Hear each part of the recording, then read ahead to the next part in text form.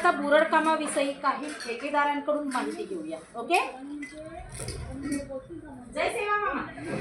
जय सेवा काकाजी. तर हा काम किती वर्षापासून सुरू आहे?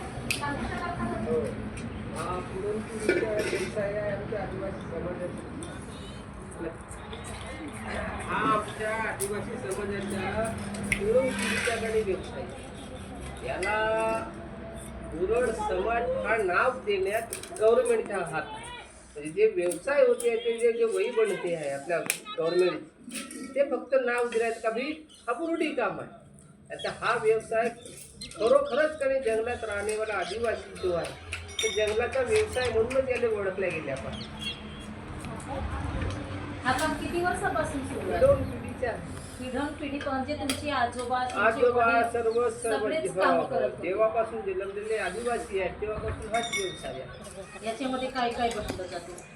काय जसे जसे उपयोगी वस्तू आहेत बांबूची, जेवढी पण कला बनते आहे बांबूपासून तेवढे पण बनते आहे. म्हणजे समजा उदाहरणार्थ काही घर बनवणे आहे तरी पण बांबूच्या घराचा सुद्धा वापर म्हणजे वापर बांबूपासून होतो. घर बनवण्याचा सुद्धा वापर बांबूचा बांबूपासून होतो. आता मोठे मोठे रेस्टॉरंट, मोठे मोठे चांगले शो पीस किंवा चांगल्या शोभिवंत घराकडे ह्या काही बांबूपासून बनवतात. हो, मी बघितलेलं आहे. शोपीस भरपूर प्रकारचे बांबूच्या द्वारे तयार होतात. एवढंच नाही तर जेव्हा मी मुंबईला गेली होती, आता 5-6 वर्षा आधीची गोष्ट आहे, आम्ही तिथे बघितलं होतो कानातले, चपला बांबूचे बनवलेले होते. मी तिथून 2-3 प्रकारचे पर्स आणलेली होती, ते हे बांबूचेच बनवलेले होते आणि बुरड व्यवसाय म्हणून तिथे फेमस होता. आपल्या भागामध्ये जो बांबू आहे हा ज्या क्वालिटी सांगू का बांबूची? नक्की सांगा. हा बांबूची जे क्वालिटी आहे, आमच्या भागाला जो बांबू पडते आहे हा जो कडक बांबू जे तुम्ही जे शोभिवंत पीस पाहायला म्हणतात ना, ते आसाम, त्रिपुरा असे जे खालच्या भागाला आहे तिकडे पाऊस किंवा पाणी जास्त उपलब्ध राहते त्या भागामध्ये तो मऊ आणि बांबू नरम कासाचे ते सगळे सामान बनते. आणि हे सगळे जे तुम्ही टोपल्या वगैरे बनवता, शेतकऱ्याला उपयोगी असलेले वस्तूच आम्ही बनवतो. अच्छा, मोठ्या मोठ्या टोपल्या किंवा सूप वगैरे. आज जर म्हटलं तर बांबूची वस्तू कोणत्या कामात येत नाही, प्रत्येक कामामध्ये येते. आता तुम्हाला चांगला सांगतो ना, तिथे एक सल्ला पण सांगते बांबूपासून. आपली लोकांची जी सलाख आहे, लोखंड म्हणतो आपण, त्याच्यापेक्षा 5 वर्षांना हा टिकाऊ वस्तू होती.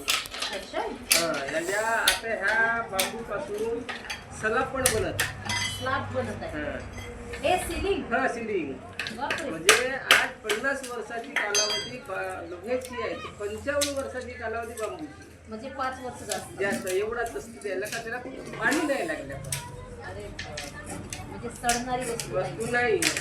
आज तुम्हाला सांगतो ना, असे झोपडे आहेत आमच्या पुराण्या जमान्याच्या, आज 50 वर्ष 70 वर्ष ते बांबू जसं लावलेला आहे तेवढाच आहे का तो बांबू अगोदर हिरवा होता, आता फक्त गणी लाल झालेला आहे. म्हणजे लालसर किंवा पिवळसर कलर तो बांबू जसा तसाच आहे आता 70 ते 80 वर्षात. आणि त्याची क्वालिटी अजूनही संपलेली नाही.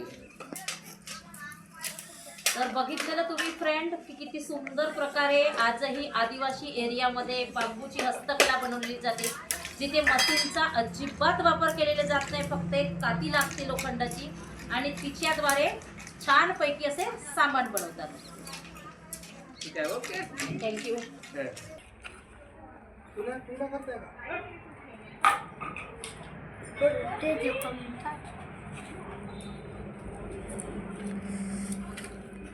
काकू, हॅलो काकू, तुम्ही किती वर्षापासून हा काम करत आहात? थोडी माहिती द्या.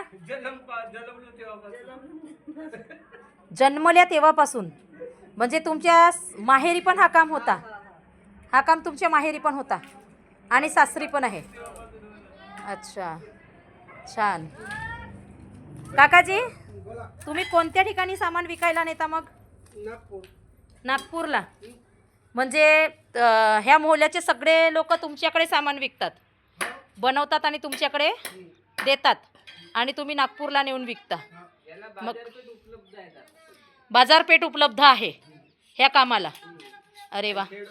खेळून पाडी बाजार आपल्या गाडी खेळून पाडी नेऊन कधी गावोगावी देणे म्हणजे चारही बाजूला आपण हा व्यवसाय करू शकतो. करू शकतो. म्हणजे ह्या कामाला माग आहे. मांग आहे. मांग आहे. ताई, किती वर्षापासून हा काम करून राहिले तुम्ही? काही दिवसापासून म्हणजे किती वर्षापासून अंदाजी? 20 वर्ष झाले. म्हणजे तुम्ही लग्नाआधी पण हा काम करत होत्या? अरे बापरे, भरपूर वर्ष काम केलेत तुम्ही.